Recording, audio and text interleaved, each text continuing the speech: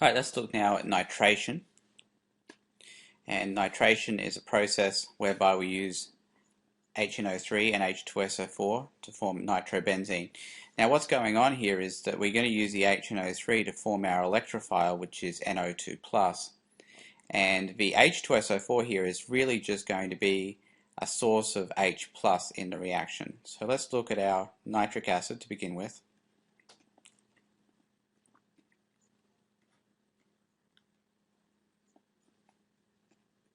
And that has this structure, and we're just going to use the H plus from the sulfuric acid, and that will form like this. And the reason I'm doing it simultaneously like this rather than attaching the H plus to the oxygen first is that I don't want to be left in a situation where I've got a positive next to a positive. So I'm going to say that this happens in a simultaneous fashion. So what that leaves us with is this, which is the NO2 plus ion and water. Now that we've got our electrophile, we can have our electrophile react with the benzene ring.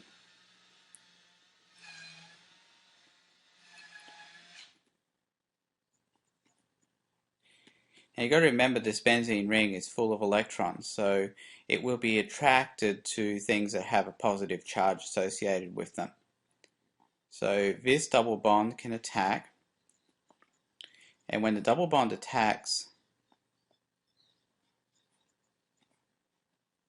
what happens is the positive charge ends up on one carbon and the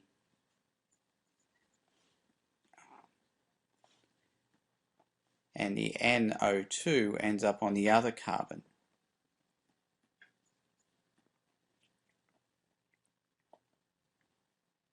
Right, so there's the pattern right there. These double bonds remain unaffected by the addition of the NO2. So what goes on is that the NO2 will go on one side of this double bond, the plus goes on the other, and really what's happening is that we're using the two electrons from the bond here to form a bond between this C and the N. Now because this C is effectively losing an electron, because remember it owns one of these electrons, it becomes positively charged.